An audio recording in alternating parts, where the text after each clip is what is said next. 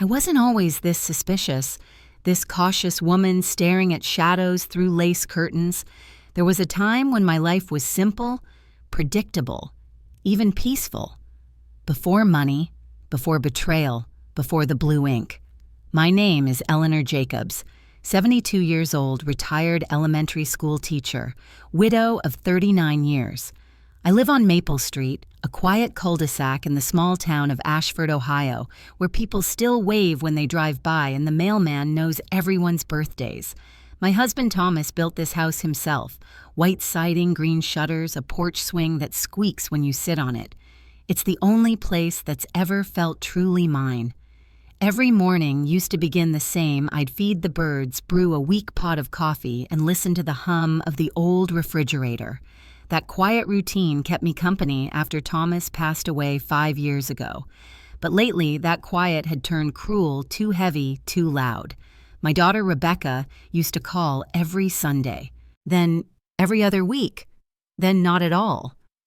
Rebecca had always been ambitious, sharp, impatient, the kind of woman who measured love by how much you could offer her. When she was little, she'd bring me dandelions and say, "Someday, Mom, I'll buy you a real bouquet." Now she barely looked at me when she visited. The last time she came, it was only because she needed money. Her voice still echoes in my kitchen. "Mom, it's just a loan. I'll pay you back once Derek's firm lands the big account." Derek, her boyfriend, a lawyer with an expensive watch and a smile that never reached his eyes. He always looked around the house as if appraising it. I remember handing her the check, $5,000, my emergency savings. She didn't even say thank you. She just stuffed it into her purse and kissed my cheek like it was a chore. When the door closed behind her, the house felt smaller, emptier. I stood there staring at the dent in the carpet where Thomas's chair used to sit. That night, I couldn't sleep. I sat in the dark, the TV flickering, faintly replaying every word Rebecca had said. There was a distance in her tone, a coolness that made my chest ache. I wondered if I'd raised her wrong, if all my gentle yes dears and don't worries had made her forget who taught her to love. The next morning, Martha Green, my neighbor, stopped by. She was carrying her famous lemon pie, the one with the burnt crust. "You look pale, Ellie," she said. "Sit down, honey. You need sugar." She always called me Ellie like we were childhood friends. She lived alone, too. Her husband had passed long before mine. We bonded over gardening and grief. That day, she stayed longer than usual. She cleaned my dishes, made tea, even sorted my mail. I remember thinking how lucky I was to have her nearby, how Rebecca should have been the one doing these things. Martha said softly, "Don't take it to heart, dear. Kids change. Life hardens them." I nodded, pretending not to care, but my eyes burned. That night, I overheard something that shattered the little comfort I had left. Rebecca called, or maybe she forgot to hang up after calling Derek. The line was still open, and I heard her voice through the static. "She's getting worse," she said. "I'll get her to sign the property papers soon. Derek says it's the fastest way to move things before she forgets." "Move things," Derek's voice replied. "The house, the land, all of it. She won't even notice. She trusts me." I dropped the phone. My hands went cold. My own daughter, the child I raised, fed, loved talking about me like a problem to be managed. I couldn't cry. Not yet. I just sat there staring at the yellow light pooling on the kitchen floor, feeling something inside me twist and break. The next morning I called her. "Rebecca, did you mean what you said last night?" Her tone sharpened. "Mom, what are you talking about? I heard you." "You said you'd make me sign." She cut me off. "You must have misheard. You've been taking too many pills. You're confused again." She hung up before I could answer. Confused. The word stung. I was many things, lonely, tired, old, but I was not confused. Days passed. Martha kept coming over cheerful as ever. She brought soup, rearranged my medication bottles, told me to rest. Sometimes I'd catch her glancing at my desk drawer, the one where I kept my documents. I told myself I was imagining it. One afternoon, she asked if she could help me organize my papers. I let her. She sat at my desk, sorting envelopes, humming softly. Her perfume, lilac, and dish soap filled the room. When she left, everything looked neat and perfect. Too perfect. Something inside me whispered that I'd made a mistake. A week later, I slipped on the porch steps. broke my wrist. The pain was nothing compared to the humiliation of lying there helpless. Martha was the one who found me. She called 911, rode in the ambulance, even brought pajamas to the hospital. The nurses loved her. Such a kind friend, they said. And I agreed. At least I thought I did. But while I was in that hospital bed drifting in and out under medication, something happened. Papers were signed. Calls were made. I remember glimpses, a pen pressed into my hand, Martha's voice telling me, "It's just hospital forms, honey." Now, weeks later, sitting at my kitchen table with the torn envelope, I know what those forms really were. I keep replaying that hospital memory, the faint beeping of machines, Martha's steady hand guiding mine across a page I couldn't read. Did she forge my will? Did Rebecca tell her to, or were they both involved? The more I think, the more I remember. The day before my fall, Rebecca and Derek visited. I'd made roast chicken and green beans Thomas's favorite meal. They barely touched it. Derek said, "Mrs. Jacobs, have you thought about simplifying things, putting your estate in someone's care?" Rebecca smiled too sweetly. "Mom, you're alone most of the time. What if something happens?" "It's just practical." I said no, firmly. Derek's smile vanished. He whispered something to Rebecca before they left. 2 days later, I fell. Now with the truth staring back at me in blue ink, the pieces fit too well to be coincidence. Outside, the sky darkens. The porch swing creaks, though no wind blows. My reflection in the window looks foreign, smaller, sadder. I think of all the years I spent saving for Rebecca's future, the college fund, the down payment for her first condo, the Christmas gifts I couldn't afford. I'd given her everything I could, and somehow it still wasn't enough. The house feels haunted not by ghosts but by memories. Thomas's laughter in the hallway, Rebecca's footsteps running down the stairs, the sound of Martha's gentle voice saying she'd always look after me. I want to believe someone still means those words, but as I stare at my forged signature, I know better. Still, there's one thing they don't know. Thomas always said, "Never sign anything without reading the fine print." He built this home with his hands, and he built our future with his caution. Maybe, just maybe, he left me something more than walls and memories. And tomorrow, I intend to find it. Because if Rebecca and Martha think they've fooled a 72-year-old widow, they've forgotten who taught them how to lie. The night after discovering the altered will, I barely slept. Every sound felt louder, the creak of the floorboards, the ticking clock, even the refrigerator's hum. It was as if the house itself was holding its breath, waiting for me to act. At 2 a.m., I got up and turned on the old lamp beside Thomas's recliner. Its yellow light flickered over the framed family photos on the mantel. Rebecca at her high school graduation, smiling wide, holding her diploma. Another of her at the beach, 7 years old, wearing a pink sun hat and hugging a seashell like it was treasure. I used to think that little girl would always love me. Now, when I looked at those photos, I didn't see love. I saw distance. I saw calculation. Maybe it had been there all along, and I'd just been too blind to notice. I went to the kitchen drawer where I kept my old journals. In one, from 2003, I'd written, "Rebecca asked for $300 for prom dress money. Said she'll pay me back. I said yes, of course." She hugged me so tight it almost hurt. Another page, Thomas said, "I spoil her too much." But isn't that what mothers do? My hand trembled as I turned the pages. The words blurred. Every yes I'd ever said to Rebecca felt like another brick in the trap she'd built around me. Around 7 a.m., there was a knock at the door. I nearly jumped. When I opened it, Martha stood there holding a grocery bag. "Morning, Ellie. I brought you milk and bread." "You ran out, didn't you?" Her voice was as soft as always, but suddenly it grated on me. I forced a smile. "That's very kind of you." She stepped inside without waiting. "You shouldn't be alone after that fall. I worry about you." She put the bag on the counter, then turned, studying my face. "You look pale." "Everything all right?" I wanted to scream. "No, Martha, nothing's all right. My will's been tampered with. My daughter might have betrayed me, and you might be in on it." But instead, I said, "I'm fine, just tired." She reached out, resting a hand on my arm. "You know, you can trust me, right?" Something in her eyes flickered. Maybe concern, maybe guilt. I couldn't tell. Later that day, I called my old friend Ruth, who used to work at the county records office.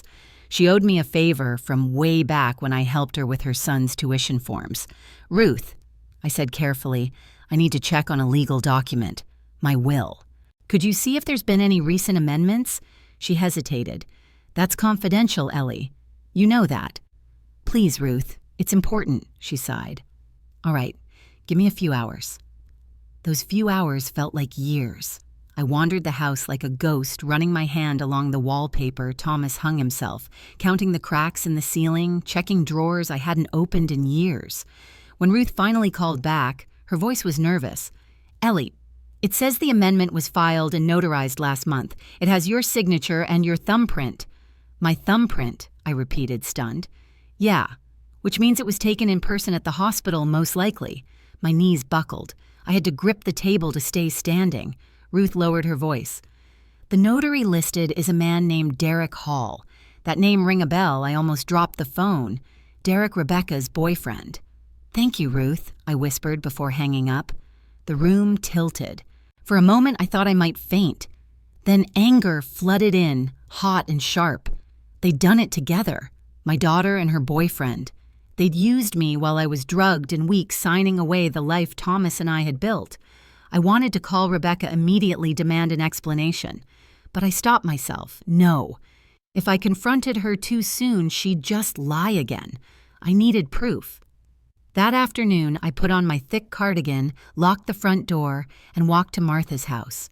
Her curtains were open. I could see her sitting at the table sorting mail. When she looked up and saw me, her smile froze for half a second, just long enough for me to notice. "Ellie, you scared me," she said, opening the door. Come in, come in." Her house smelled like lemon polish and lavender candles. Everything was spotless, not a speck of dust anywhere. "I just came to thank you," I said softly, "for helping me at the hospital. For everything." She poured tea. "You'd do the same for me, of course." I took a slow sip, studying her face. There were faint lines around her mouth, worry lines, not laughter ones. "Martha," I said carefully, "you remember when I fell, right? Do you recall any forms I might have signed? For insurance, maybe?" She hesitated, just for a beat. "Oh, you were half asleep, dear. The hospital needed consent forms. Nothing serious. Do you remember a man named Derek being there?" She froze the teapot still in her hand. "Rebecca's boyfriend, yes." She looked down. "He might have visited once. I'm not sure." A lie. I could feel it. Her fingers trembled slightly. "I see," I said, forcing a smile. "You've been such a good friend. I don't know what I'd do without you." When I left her house, my heart was pounding. The mask had cracked just a little, but it was enough. That evening, I searched my home top to bottom for anything Thomas might have left behind, any clue, any safeguard. I tore through boxes of receipts, letters, tax papers. Finally, in an old biscuit tin in the attic, I found something, a sealed envelope, marked in his handwriting, "To be opened if anything ever seems wrong." Inside was a short note and a business card. "Eleanor, if anyone ever tampers with our documents, contact Richard Holloway. He's the only one I trust. Richard Holloway, Thomas's old attorney. I thought he'd retired years ago." The next morning, I called the number. A man answered, voice raspy but warm. "Mrs. Jacobs, I wondered if you'd ever call. Thomas told me to expect it someday." I swallowed hard. "Something's happened. My will's been changed. Without my consent." He sighed. "Then we have work to do." That single sentence, calm and certain, was the first moment I'd felt a flicker of hope. I told him everything: the hospital, the forged signature, the new beneficiary. He listened without interrupting, then said, "Meet me tomorrow at my office. Bring every paper you have." After hanging up, I stood by the window, watching the sunset pour gold over Maple Street. For the first time in weeks, I felt something other than fear. But that hope was short-lived.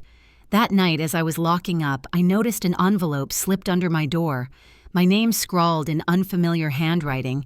Inside was a single photograph, grainy, taken from outside my window. It showed me sitting at the kitchen table, holding my will. On the back, 3 words written in blue ink: "Stop digging, Eleanor." My blood ran cold. I looked outside. The street was empty, too quiet. Somewhere across the way, behind those half-drawn curtains, I knew someone was watching. But if they thought fear would silence me, they didn't know the woman Thomas married. Because by tomorrow, I'd find out exactly who forged that signature and I'd make them regret ever touching my name.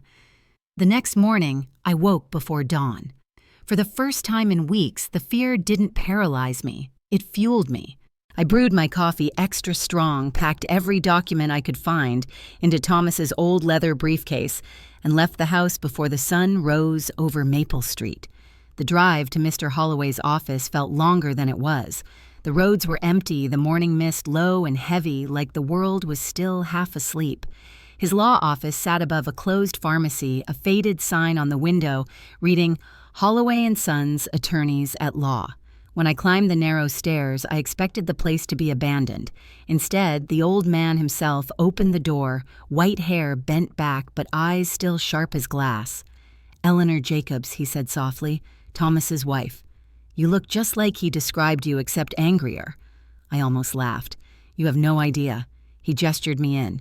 His office smelled of paper and dust, but the desk was neatly arranged, and a small kettle steamed beside a tray of mismatched mugs. "Show me what you've got," he said. I laid out the will, the amendment, and the envelope that had come with it. He studied them carefully under a magnifying glass. His hand didn't shake once. After a long silence, he said, "Well, you were right to come. This signature," he pointed to the page, "isn't yours. It's traced." "Traced," I repeated. "Yes. Someone pressed your real signature beneath the paper and copied it with a slow pen. That's why it looks perfect, too. Perfect." My heart pounded. "Can it be proven?" "Oh, absolutely," he said. "I'll have it analyzed by a document examiner I still trust." I let out a shaky breath. Thank God. He leaned back in his chair. "But there's something else here. Something even your daughter and that young man probably missed." He flipped to the last page of the original will, the one Thomas had signed years ago. "Do you see this paragraph in tiny print?" he asked. I squinted. "No changes to this shall be recognized unless verified and notarized under the supervision of R. Holloway." He smiled faintly. "That's me." I blinked. "You mean—" He nodded. "Any alteration without my seal is automatically void. Whoever submitted that forged version didn't know the clause existed." For a moment the room spun. Relief flooded through me, followed quickly by disbelief. "So all of this nightmare doesn't count." "Not legally," he said. "But if you want it gone from the record, we'll have to file a formal motion to strike the amendment. That means evidence, testimony, and courage." I managed a smile. "I still have a little of that left." He gave a low chuckle. "Thomas always said you were the quiet type until someone pushed you too far." That made me laugh. Truly laugh for the first time in months. As he made copies, I noticed a dusty photograph on his desk, Thomas shaking Holloway's hand, both men much younger. Underneath, written in pen, "For the future, whatever it brings." It hit me then that Thomas had seen this coming. Maybe not the betrayal, but the need for protection, for strength. I didn't know I'd have to find alone. Before I left Holloway, pressed an envelope into my hand. "Take this. It's the official certification copy of your husband's will. Keep it safe. If anyone tries to pressure you again, show them this." When I stepped outside, the sun was breaking through the fog, bright and golden. The air felt cleaner. For the first time since my fall, I wasn't afraid of what waited for me at home. Driving back to Maple Street, I thought about Rebecca, the little girl who used to run into my arms after school, who once cried because she lost a spelling bee. When did she stop seeing me as her mother and start seeing me as an obstacle? At a red light, I saw a young woman in the car next to me holding her toddler, laughing as the child smeared yogurt on her cheek. I felt a strange ache, half grief, half nostalgia. I wanted to believe there was still good in Rebecca, but even if there wasn't, I had something stronger than her greed, the truth. When I pulled into my driveway, a car was parked out front, Rebecca's. My heart jumped. She was sitting on the porch swing, scrolling on her phone. Her hair was pulled back, sunglasses covering her eyes, even though the morning sun wasn't that bright. "Mom," she said flatly as I stepped out of the car, "we need to talk." "Do we?" I replied, setting my bag down. Because the last time you said that, I woke up with a broken wrist and a forged will." Her jaw tightened. "You're being paranoid again. Derek told me you're confused. The medication, I cut her off. I'm done letting people tell me what I am. I met with Mr. Holloway today."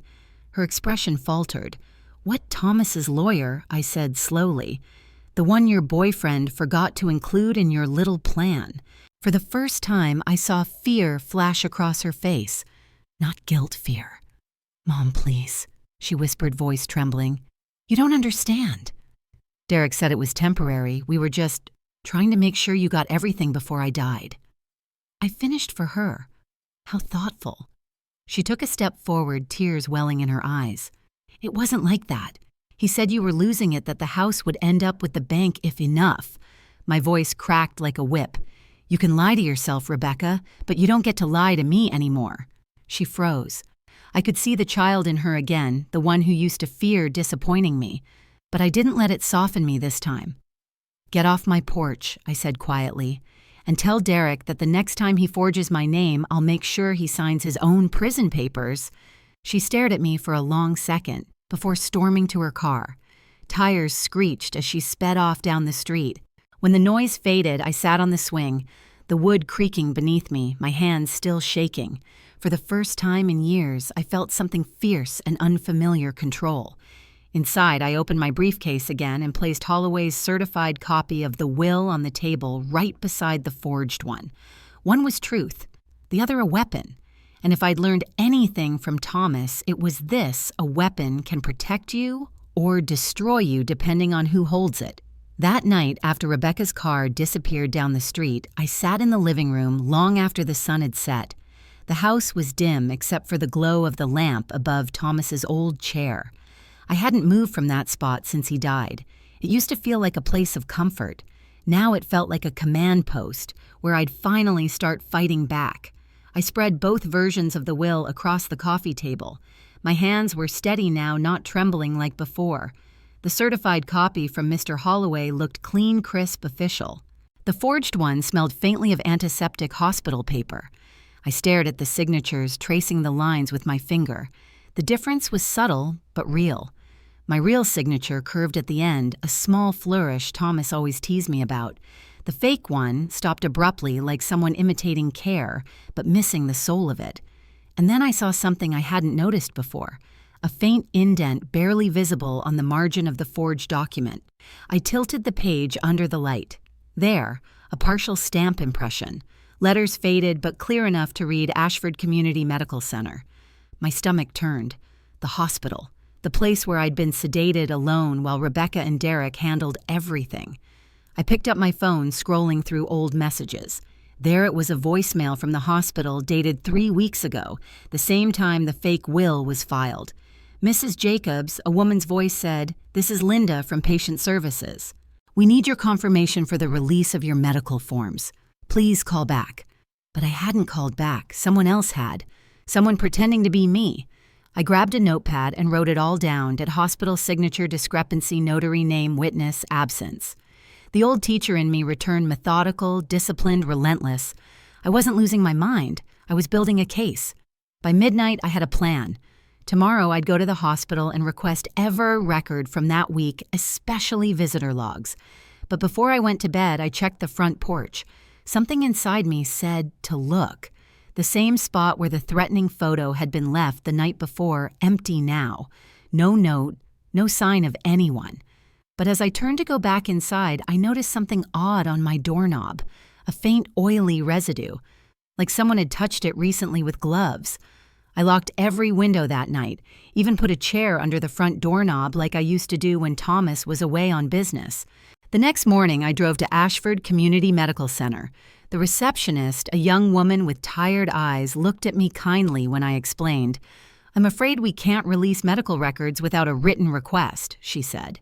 I smiled politely, but there was steel in my voice. "Then hand me the form." I filled it out slowly, my pen pressing deep into the paper. When I handed it back, she hesitated, then leaned closer. "If it helps," she whispered, "you did have a visitor the day your discharge papers were signed. I remember her, blonde hair, drove a white Lexus. Rebecca."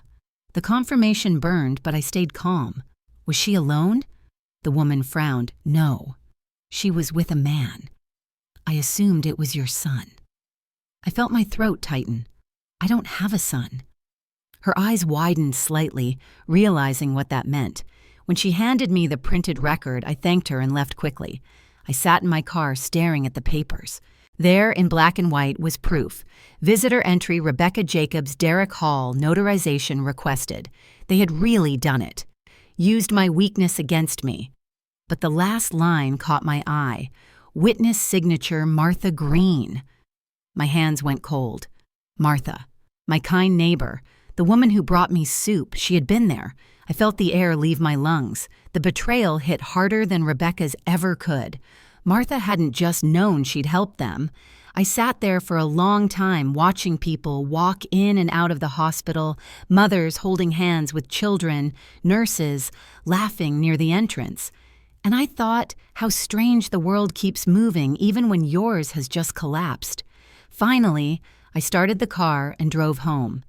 Halfway down Maple Street, I saw Martha's white SUV parked in her driveway.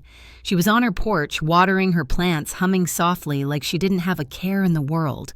For a moment, I almost pulled over, marched right up to her, and demanded the truth. But then I remembered Holloway's words, "We'll need evidence, not anger." So I smiled instead, a smile she could see from across the street, and waved. She waved back, cheerful, unsuspecting. When I got inside, I locked the door and pulled out the hospital record. The ink was still warm from the printer. In the margin, I wrote one-word proof. Then I went to the attic, pulled out Thomas's old camcorder, and set it up in the living room aimed at my desk.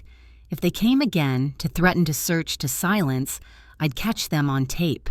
I stood there looking around the house, the framed wedding photo, the worn sofa, the clock ticking above the mantel. All of it had once been a symbol of family. Now it was my battlefield. That night, I sat by the window watching Martha's house across the street. Her curtains glowed faintly from the light inside. I could see her silhouette moving around, graceful, almost gentle. I thought about the day she first knocked on my door with a lemon pie and a smile telling me, "Ellie, I know what it's like to lose someone. Let me help." And now, I couldn't tell which part of her was real, the friend, or the fraud. Still, one thing was certain. She and Rebecca thought they had buried me under confusion and fear. But what they didn't know was that the old teacher in me had returned, the one who always saw when someone tried to cheat. And if they wanted a war over my name, they just declared it. The next morning, I woke with a strange calmness, the kind that comes right before a storm. The fear that had once eaten at me was gone, replaced by something colder, steadier, determination. I dressed neatly, brushed my hair, and put on my pearl earrings, the same ones I wore to Thomas's funeral. They made me feel stronger, like a piece of him was still with me. Then I took the camcorder from the attic, set it up behind the curtain in the living room, and pressed record. If anyone came today, they'd find me ready at exactly 9:15 a.m. As if on cue, there was a knock at the door. I didn't need to look. I already knew that rhythm. 2 quick taps, 1 pause, then a longer one. Martha's knock. I took a deep breath, opened the door, and there she was, perfectly composed, holding a Tupperware of her famous chicken soup like nothing had ever happened. "Good morning, Ellie," she chirped. "You look pale again. I thought I'd bring you something warm." I stepped aside. "Come in." She smiled and walked in like she owned the place. I noticed her eyes sweep the room, the desk, the pile of papers, the envelope from Holloway still sitting on the table. She noticed it, though she tried not to. "Soup smells nice," I said softly, taking the container. "Sit down, Martha." "Oh, no need. Sit," I repeated. Something in my tone made her obey. She perched on the edge of the sofa, fidgeting with her purse strap. "I went to the hospital yesterday," I said, keeping my voice steady. "They gave me the visitor logs." Her smile flickered. "Oh, that's nice. Good to check your records after a fall. They said you were there." The silence stretched. Her hand froze mid-gesture. I was, yes," she said finally. "Rebecca called me. Said you were scared and wanted a familiar face while she handled the paperwork." "Paperwork?" I echoed. "That's an interesting way to describe forging my will." Her lips parted, but no sound came out. For a moment, I thought she'd deny it, but instead she whispered, "Ellie, it wasn't supposed to happen like that." I leaned forward. Then how was it supposed to happen? She looked down at her hands. "Rebecca said it was just temporary, that you were planning to donate the property later and didn't want the stress of legal fees. She told me you'd already agreed." "Did I?" I asked. "Well, unconscious Ellie, please don't." My voice cracked through the air. "You were my friend. You brought me soup, you cleaned my house, all while helping my daughter steal it from under me." Tears welled in her eyes. I didn't know. I swear I thought it was just a technical fix. When I realized what Derek was doing, it was too late. "I wanted to tell you, but what?" "Martha," I snapped. "You liked being needed again. You liked being part of something, even if it meant betraying me." She buried her face in her hands. "I made a mistake." I let the silence hang. Every word, every tremble in her voice, all of it was being recorded. When she finally looked up, her mascara was smudged. "I'll fix it," she whispered. "I'll talk to Rebecca. Tell her to withdraw everything." I shook my head. "No. You'll do exactly what I tell you, and then I'll fix it." She looked terrified now, and for the first time, I didn't feel sorry. I slid the hospital papers toward her. "Sign this statement saying you witnessed the forgery under duress. If you do that, maybe the police will treat you as a cooperating witness instead of an accomplice." She blinked. "Police?" "Yes, Martha?" "Police." I let the words sit in the air, heavy and final. "Did you think this was going to stay between us?" "My husband's lawyer already has the evidence." Her hands trembled as she signed the paper. I folded it neatly and placed it in the envelope with the rest of my files. Now I said, standing, "I want you to call Rebecca. Put her on speaker." She hesitated. "Ellie, she won't do it." Martha dialed. After 3 rings, Rebecca answered. "Martha." "What's wrong?" Martha's voice cracked. "Rebecca." "She knows." There was silence on the other end. Then Rebecca's cold, careful voice. "Put her on." I leaned closer. "Hello, Rebecca." "Mom," she said slowly, "you're overreacting." I smiled, though she couldn't see it. "You forged legal documents while I was unconscious. I think underreacting would be more appropriate." She sighed. "Mom, listen. Derek said it was the only way to protect your assets." "Stop lying," I snapped. "I met with Mr. Holloway. He confirmed your little amendment is void. The house, the land, the savings, everything is still mine. And now I have proof you tried to steal it." Her tone shifted from calm to sharp. "Mom, if you go to the police, Derek will bury you in lawsuits. He's a lawyer. You'll spend the rest of your life in court. Then I'll die fighting," I said. "At least I'll die honest." Rebecca laughed bitterly. "You're pathetic. You don't even know what you've started." "Oh, I do," I said softly. "I started the moment you crossed out your own name on my will." I hung up before she could reply. Martha sat, frozen tears streaming down her face. "She'll come after you, Ellie. She's not like before. Derek, he's dangerous." "I know," I said. "That's why I needed this conversation recorded." Her eyes widened. "Recorded," I pointed to the curtain where the small red light blinked steadily. "I learned from the best," I said quietly. "My husband always told me if you're telling the truth, never whisper it." Martha stood abruptly, grabbing her purse. "I'm sorry, Ellie. I didn't mean for this." "You did," I interrupted. "But now you have a chance to make it right." She hesitated at the door, voice trembling. "Be careful. They won't stop." "I'm counting on that," I said. "Because when they come for me again, I'll have the law and the camera waiting." When she left, the house fell silent again. But this silence was different. It didn't feel like loneliness anymore. It felt like power. I walked over to the camcorder, stopped the recording, and rewound it just to make sure the sound was clear. Martha's confession, Rebecca's voice, all there. As I ejected the tape and locked it inside the safe behind Thomas's photo, I whispered, "You always said I was too gentle, Thomas." "Well, not anymore." Outside, the wind picked up. The porch swing creaked softly, rocking on its own. Somewhere in the distance, a car engine started faint but familiar. I looked through the curtain just in time to see a white Lexus turning the corner, slowing as it passed my house. Rebecca. Watching. I smiled grimly. The game had changed. And for the first time, I wasn't the prey anymore. For 2 days after that confrontation, the neighborhood stayed eerily quiet. Too quiet. No calls from Rebecca, no knocks from Martha, no sign of Derek's smug Lexus idling at the corner.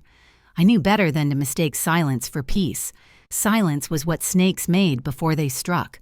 On the third morning, as I watered my garden, the mailman stopped by. "Morning, Miss E. Cubs," he said cheerfully. "You've been popular lately." He handed me a thick envelope. The return address read, Hall and Tate Law Offices, Derek's firm. I took it inside, poured myself a cup of coffee, and opened it with the same calm you'd use to open a letter from a credit card company. Inside was a formal letterhead, all sharp fonts and legal arrogance. "Dear Mrs. Jacobs, we are writing regarding the pending property dispute between yourself and Ms. Rebecca Jacobs. Given your recent erratic behavior and cognitive decline, we recommend immediate transfer of all assets to ensure your continued care. Failure to comply may result in legal action for elder negligence and defamation." At the bottom, Derek's elegant signature slashed across the page like a threat. I read it twice, then laughed. The sound surprised even me. "Cognitive decline," I murmured. "That's rich." I picked up my phone and dialed Mr. Holloway. He answered on the second ring. "Eleanor, I was expecting your call. They're coming," I said, "with lawyers this time." He chuckled low and steady. "Let them. They're already standing on quicksand." "Have you still got the recordings? Every second of them?" "Good. Then tomorrow we'll file a fraud report with the county clerk. I'll also request a cease and desist against their firm. Derek Hall won't see it coming." His calm reassured me, but as I hung up, I caught something outside the window movement. Martha's house, curtains fluttering. Someone was in there, though. Martha hadn't shown her face since that day. I decided I'd waited long enough. That evening, I crossed the street. The air smelled like rain and cut grass the way it used to before barbecues and summer nights. But now, every shadow seemed sharper. Martha's door was unlocked. That was the first red flag. Inside the house was spotless, too. Spotless, like someone had cleaned it for inspection. The dishes were stacked perfectly, not a crumb on the counter. But her favorite mug, the one that said "Best Grandma Ever," sat broken in the sink. I called out softly, "Martha," no answer. Then I saw it on her kitchen table. A small stack of papers, hospital forms, notarization records, and one sealed envelope labeled Eleanor. I picked it up, heart pounding, and opened it. Inside was a single sheet of paper written in her careful cursive, "Ellie, I'm sorry for everything. You were the only person who ever treated me like family. I didn't mean to hurt you. I thought I was helping your daughter, not betraying you. But now they're threatening me, too. Derek said if I talk, he'll destroy me. If you're reading this, I'm gone. Don't trust anyone. They'll come for you next." The note ended abruptly. The ink smeared like it had been written in a hurry. I scanned the rest of the table, bank statements, envelopes addressed to Derek, and one photo that made my breath catch, Derek and Martha together, smiling, arms around each other. It wasn't just an alliance. It was an affair. The room tilted. Martha hadn't just been a pawn, she'd been sleeping with the enemy. I stumbled back, gripping the counter to steady myself. My mind raced through every visit, every smile, every bowl of soup, all of it part of a performance. Then came the sound, a soft creak from behind me. I turned. Rebecca stood in the doorway, half in shadow, holding an umbrella dripping with rain. Looking for something. "Mom?" she asked, her voice cool. I froze. "How did you—" "Martha called me last night," she interrupted. "She said you were threatening her. Said you were losing control again." "Losing control," I laughed bitterly. "Funny, that's exactly what you said to the hospital."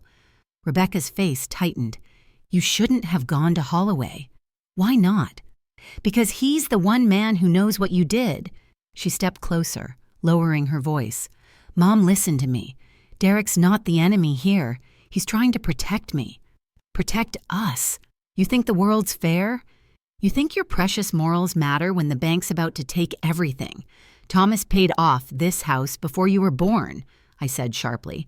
"The bank isn't taking anything." Her jaw clenched. "You don't understand.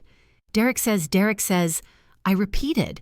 Do you even hear yourself? You used to say, I'll never let a man control me, and now you're just repeating whatever one tells you. Her eyes glistened anger, guilt, maybe both. You always think you're better than me. No, I said quietly. I just think I raised you better than this. For a second, the old Rebecca flashed through the girl who once cried when she broke my favorite vase, who used to promise, I'll take care of you someday, Mom. But then she hardened again. You're not giving me a choice. She reached into her bag and pulled out a folder. Sign this, she said, voice trembling slightly. Transfer the title. It's the only way Derek will leave you alone. I looked at the papers, then at her. Do you really think I'd make the same mistake twice? She stepped closer, anger flaring. I'm trying to save us. I met her eyes. No, Rebecca. You're trying to save yourself. The rain outside grew louder, hammering against the roof. For a moment, neither of us spoke. Then I said softly, You know what Thomas used to tell me? If you ever find yourself surrounded by liars, let them talk long enough, they'll expose each other. Rebecca frowned. What are you talking about? I reached into my coat pocket, pulled out a small voice recorder, and clicked play. Her voice filled the air from the phone call 2 days earlier. Derek said it was the only way to protect your assets. Mom, if you go to the police, he'll bury you in lawsuits. Rebecca went pale. You recorded me. Yes, I said simply, and Martha too. Every word. Her lips parted, but before she could speak, there was a knock at the door. 2 officers stood outside their uniforms soaked from the rain. One held up a badge. Mrs. Jacobs? I turned to Rebecca. You should probably sit down. The officer stepped in. We have a warrant for Mr. Derek Hall's arrest, multiple counts of fraud and elder exploitation. A complaint was filed this morning by a Ms. Martha Green.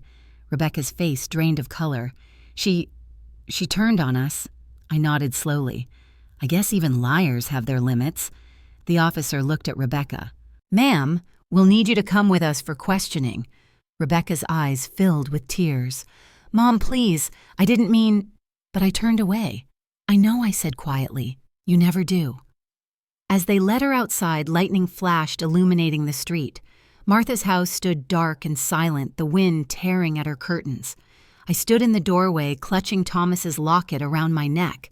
The storm raged, but inside I felt something like peace, fragile trembling, but real. Justice wasn't loud. It didn't come with shouting or revenge. It came in whispers and recordings and signatures that finally told the truth.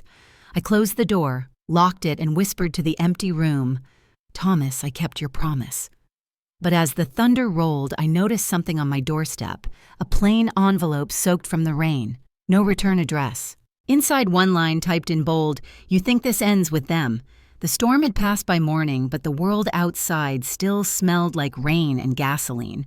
Puddles gleamed under the pale light, the kind that makes everything look cleaner than it really is. I sat at my kitchen table staring at the soaked envelope from the night before. The paper had dried stiff, but the message inside was still sharp in my mind. You think this ends with them? I turned it over for the 100th time, checking for fingerprints, hidden ink, anything. Nothing, just those 7 words. The police had taken Rebecca and Derek in the night. Mr. Holloway called early that morning to confirm they'll be facing charges, Eleanor. It's over. But as he said the words, it's over, I felt a cold twist in my gut. Because it didn't feel over, not even close. I looked around my house, every object suddenly suspicious. The clock ticking too loud, the curtains slightly off from where I'd left them. Even the camcorder light blinking red, reminding me that safety was just another illusion. I played the last recording again, the one with Martha's confession and Rebecca's call. The voices filled the silence, echoing through the empty room. For a moment, I felt power. Then I noticed something I hadn't before, a faint sound in the background. A third voice, barely audible, like someone whispering behind the microphone. A man's voice, low and muffled. Make sure she signs both copies. I froze. It wasn't Derek. I'd heard Derek's voice enough times to recognize that arrogant drawl anywhere. This was different, older, colder, practiced. I replayed the clip 3 times, my pulse rising with each listen. Who the hell was that? I went to the cabinet, pulled out the original forged will again, and looked at the signature of the witness, the hospital notary. Derek had filed it under Richard Hall. But something about the handwriting nagged at me. The loops, the slant, too neat, too deliberate. I flipped through the paperwork from Holloway's office, the certification Thomas had kept from years ago, and that's when it hit me. The notary's signature matched the one on Thomas's life insurance paperwork. The same hand. My chest tightened. Thomas's insurance, the policy I'd filed after his death, had gone through a local financial officer from Ashford Bank and Trust. His name, Richard Hall. Not Derek Hall, Richard, Derek's father. I sank into the chair, gripping the edge of the table as the room tilted around me. It wasn't just my daughter and her boyfriend. It was a family affair, a plan years in the making. Rebecca hadn't just fallen for Derek. She'd been groomed by him by his father. The Hall family had seen my savings, my property, my vulnerability, and moved in like vultures. And the person who connected us all was Thomas. I pulled out the old photo album from the cabinet, the one Thomas used to keep from his years working at the bank. I flipped through the pictures until I found it a company retreat 20 years ago. Thomas smiling, standing shoulder to shoulder with a tall man in a gray suit. Richard Hall. They'd worked together, trusted each other. And somehow after Thomas died, Richard Hall had reappeared through his son. I whispered to myself, oh, my God. They planned this. The phone rang, making me jump. It was Holloway again. "Eleanor," he said, voice steady, "I just got a call from the courthouse. Someone's requested access to your property deed, an urgent request signed by a Richard Hall." My grip on the phone tightened. "He's still alive." "Yes," Holloway said, "and he's still dangerous." The rest of his words blurred as the old fear returned, not the kind that makes you freeze, but the kind that wakes every nerve in your body. I looked out the window. Across the street, Martha's house was empty, dark. A for sale sign had been planted overnight.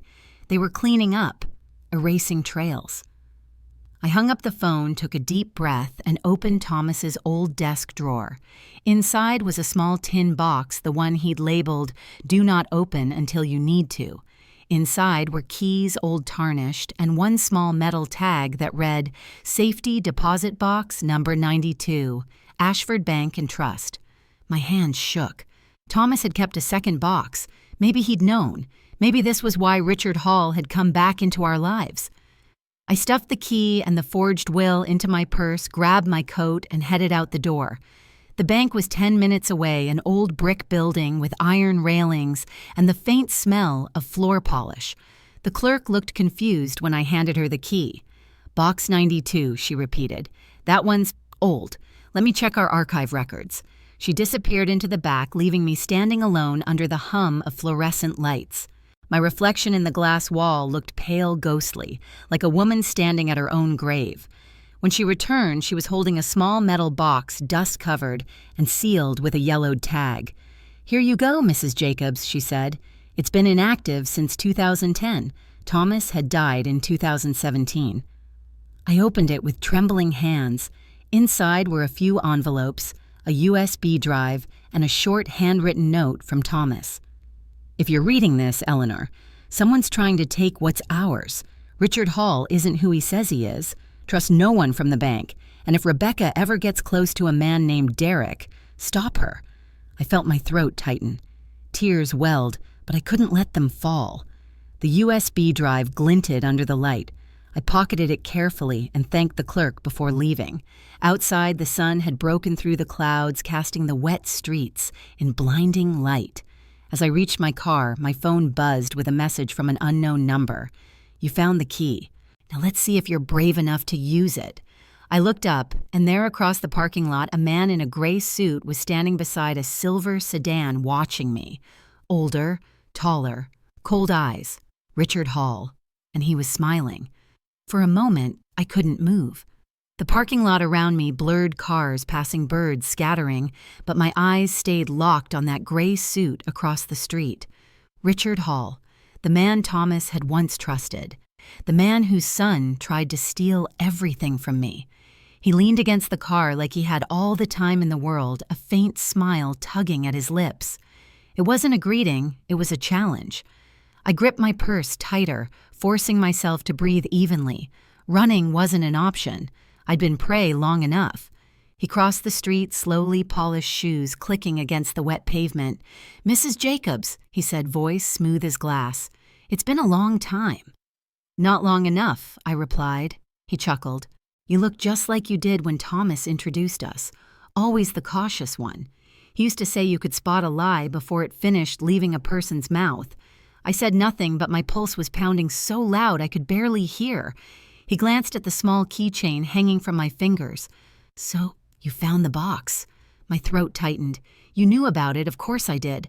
Thomas and I opened those deposit boxes together. Insurance, he called it." His eyes darkened. "But I didn't expect you'd open it before I had the chance to reclaim what's inside." He took a step closer. I could smell his cologne, expensive chemicals suffocating. "What's in that box belongs to my family now," he said quietly. I met his gaze. "Your family? You mean the son who forged my will or the woman who helped him ruin her own mother?" His jaw flexed. "Derek made mistakes. Rebecca got attached.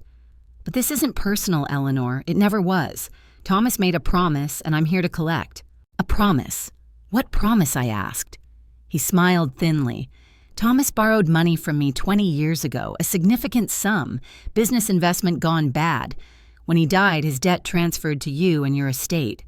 "That's a lie," I said, but doubt flickered. Thomas had always been careful, but there had been moments he seemed distant, worried late nights at the desk with letters he never showed me. He watched my expression and smirked. "You didn't know, did you? He hid it from you same way he hid that box." He leaned closer, lowering his voice. "He thought he could outsmart me, but every debt finds its collector." I took a slow breath, fighting the dizziness creeping in. "You're bluffing. Thomas didn't owe you anything. Then why," he asked softly, "did he make your husband's will list me as secondary trustee?" I froze. "That's not true." "Oh, but it is. Check the digital copy, the one on that little flash drive you just found." His eyes gleamed. "It's all there." He started to walk away, but then turned back with that same calm smile. "Do yourself a favor, Eleanor. Hand it over. You've survived this long. No need to make the end messy." I didn't answer. I just watched him disappear into the silver sedan tires slicing through puddles as he drove off. For several minutes, I stood there trying to catch my breath. My fingers trembled as I reached into my purse for the USB drive. At home, I plugged it into Thomas's old desktop. The computer hummed to life, screen flickering blue, before loading a folder named "For Eleanor." Inside were letters, scanned documents, and a video file. I clicked the video first. Thomas appeared older than I remembered him in those final months, his hair thinner, his eyes tired but steady. "Ellie," he said softly, "if you're watching this, it means Richard's come back. He always said debts never die. But what he wants isn't money. It's proof of what he did." He reached off screen and held up a paper edges yellowed. "This is the real agreement. He stole funds from the bank, used your name to cover it, then blackmailed me into silence. I signed those papers to protect you. The evidence is here in the documents saved on this drive." My chest constricted. Tears blurred my vision. "Promise me one thing," Ellie Thomas continued. "Don't go to the police first. Go to Holloway. He'll know what to do. And don't trust anyone who says they worked for Ashford Bank, especially not Richard." The video ended. I sat there in stunned silence, the faint hum of the computer filling the room. So Thomas had known. He hadn't just left me to face this, he'd left me a weapon. I opened the folder labeled Evidence. Inside were PDFs of forged bank transfers, emails between Richard and senior managers, even a scanned confession draft unsigned, but damning. Every transaction, every lie, meticulously recorded by Thomas himself. I whispered, "You clever man." Before I could finish reading, my phone buzzed again. "Unknown number," I answered cautiously.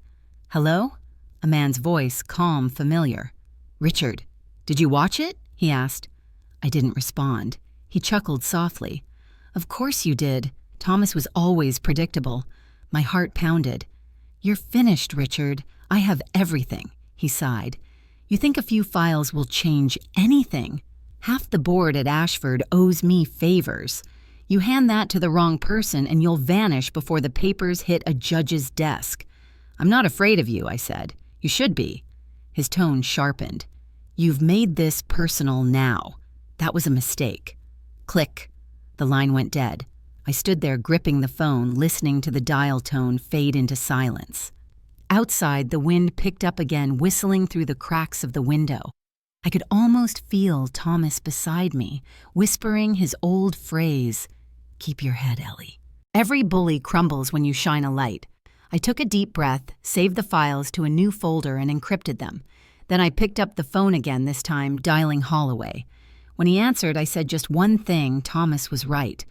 Richard's still alive, and I have proof of everything. He didn't hesitate. "Then, Eleanor, it's time we bring the light." I hung up, staring at the rain beginning again outside. Some battles aren't about revenge. They're about finishing what love started. And tomorrow, I would finish this. The morning light felt different that day, clearer, sharper, like the air itself had been waiting for something to break. I woke before dawn, the smell of rain still lingering from the night before. The house was quiet except for the soft tick of the mantel clock. For once, that sound didn't haunt me. It steadied me. I made a cup of coffee, black and bitter, and stared at the USB drive resting beside my mug. Thomas's handwriting on the label read, "For Eleanor when it matters most." This was the moment. At precisely 800 a.m., I met Mr. Holloway at his office. He'd called a contact from the local district attorney's office, a woman named Detective June Avery Sharp, professional, the kind of person who didn't blink even when she heard the word fraud. Holloway introduced us. "Detective Avery. This is Mrs. Eleanor Jacobs, the widow whose case I mentioned." She shook my hand firmly. "I've reviewed your summary, Mrs. Jacobs. If what you're claiming is accurate, this could expose one of the biggest financial cover-ups in the county's history." I nodded, trying to steady my voice. "It's accurate. My husband left everything: names, dates, documents, and Richard Hall is still trying to bury it. We spent hours going through the evidence, every email, every bank transfer." Detective Avery's expression stayed stoic, but her pen moved faster with each page. When we played Thomas's video, she finally looked up. "Your husband was a brave man. He must have known what would happen to him if this came out." Her words chilled me. "What do you mean?" I asked. She hesitated. "Thomas's death was ruled a heart attack, yes. No autopsy." I nodded slowly. She leaned forward. "You said he was in good health before that, and this man, Richard Hall, he was in contact with Thomas near the end." My stomach turned. Yes, they'd spoken. A few days before he died. A long silence filled the room. "Mrs. Jacobs," she said carefully, "if what we find proves intentional harm, this case won't just be about fraud. It'll be homicide." Holloway's pen froze mid-signature. Good Lord. I felt dizzy, like the floor was tilting under me. All these years mourning, blaming fate when maybe it hadn't been fate at all. A soft hand touched mine. "You're not alone now," Avery said quietly. "We'll get him." By the next morning, the investigation was in motion. Holloway filed the motion to reopen Thomas's case, while Avery arranged a sting, a legal one. Richard Hall had requested a meeting at the courthouse to settle the property dispute privately. I agreed to go, wearing a hidden microphone. Holloway would be waiting nearby with the detectives. When I arrived, Richard was already there, sitting in the polished hallway, calm as if we were about to discuss weather patterns. "Mrs. Jacobs," he said smoothly. "Still fighting, I see." I sat across from him, placing my purse on the table. Inside, the recorder blinked red. "I'm not fighting," I said. "I'm finishing what my husband started." He smiled faintly. Thomas always did love a good moral crusade. Shame he didn't live long enough to see where it got him. The words were deliberate, testing me. I met his gaze. "You mean the heart attack you gave him?" His smile faltered just slightly. "Careful, Eleanor. You're making dangerous accusations." "No," I said quietly. "I'm making statements, backed by evidence." He leaned back, still smug. "You don't have anything that matters. Those files won't hold up in court, too old, too circumstantial." I pulled the USB drive from my purse and placed it on the table. Then maybe you should stop underestimating teachers, Richard. We're good at keeping copies. He laughed, a slow, mirthless sound. You really think you can take down an entire institution I don't need to? I said. Just you. He started to reply, but then his phone buzzed. He glanced down, and for the first time, I saw something break in his composure. His jaw tightened. Behind him, the glass doors opened. 2 uniformed officers stepped in, followed by Detective Avery. "Richard Hall," she said loudly, "you're under arrest for financial fraud, conspiracy, and obstruction of justice, and pending further evidence, potential homicide." He turned to me, disbelief flashing across his face. "You set me up." "No," I said, standing. "You set yourself up. You just kept talking." The officers handcuffed him as he cursed, struggling his calm, unraveling completely. "You'll regret this," he shouted. "You think they'll believe an old woman?" I looked him dead in the eye. "They'll believe the truth, and that's all I've got left." The news spread fast. Local banker arrested in 4.3 EO fraud scheme. Possible ties to suspicious death. Rebecca's name was mentioned too, not as a suspect, but as a cooperating witness. She turned on Derek, providing testimony that helped confirm the Hall family's crimes. Derek himself was already in federal custody. I didn't feel triumph, not exactly, just release. A week later, I visited Thomas's grave. The air was warm, the first hint of spring pushing through the soil. I brought his favorite yellow roses. "Looks like you were right again," I said softly, brushing a leaf from the headstone. "You always said the truth would find its way out." The breeze stirred the trees, gentle and cool. For the first time in years, I didn't feel haunted. I felt watched over. I closed my eyes and whispered, "I kept your promise." When I returned home that evening, the sun was setting, painting Maple Street gold. I sat on the porch swing, listening to the creak of the chains. The house no longer felt like a trap. It felt alive again, scarred but standing. Then, as I was sipping my tea, my phone buzzed. Unknown number again. For a moment, my heart skipped, but when I answered, it wasn't Richard's voice. "Mrs. Jacobs," a young woman said, "this is Officer Perez from the County Records Office. During the document review, we found something unusual. What is it?" "There was a recent attempt just last week to access your husband's will under a false court order. The request came from an alias M. Green. Does that name mean anything to you?" I froze. "Martha." My grip on the phone tightened. "Are you sure?" "Yes, ma'am. We're tracing it now, but whoever it was, they used a newly registered address in Florida." Florida. The last place Martha had mentioned wanting to start over. I looked out at the darkening street. The porch light flickered once, then steadied. I exhaled slowly, a tired smile tugging at my lips. "Thank you, officer. You've been very helpful." After hanging up, I leaned back in the chair. So it wasn't over, not completely. There would always be someone reaching for what didn't belong to them. But now, I wasn't the woman who sat crying over forged papers. I was the woman who'd buried 2 liars and exposed a third. And if Martha Green thought she could outsmart me again, she'd forgotten who taught her how to sign a name. I smiled to myself and whispered, "Go ahead, Martha. Try me." The porch swing rocked softly under the stars.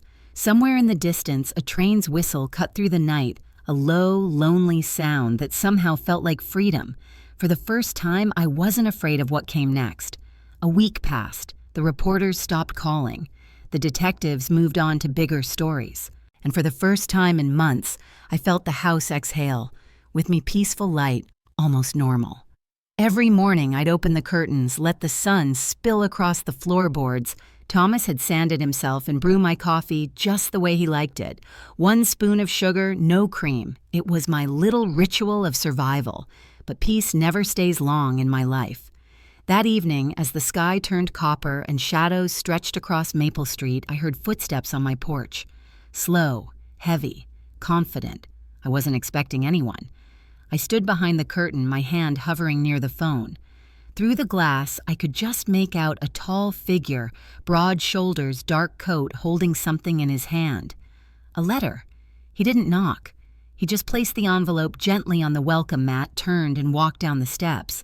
His stride was calm, deliberate, like he knew I was watching. The streetlight flickered once as he disappeared into the fog. I waited another minute before opening the door. The night air was cool, carrying the faint scent of rain and gasoline. My fingers trembled slightly as I picked up the envelope. No stamp, no return address, just my name written in block letters, Eleanor Jacobs. Inside was a single photograph, grainy, like it had been taken from a distance. It showed me, at Thomas's grave a few days earlier, yellow roses in my hand. On the back, in the same printing, were 7 words that froze the breath in my throat. He wasn't the only one watching you. I looked up, scanning the street. The fog had thickened, swallowing the outlines of the houses. No movement, no sound, just the soft creak of my porch swing, swaying in the wind. I felt it again, that same cold knot deep in my chest. The sense that the story I'd been living wasn't over, that there was one more layer left beneath everything Thomas had uncovered. I turned the photo over again.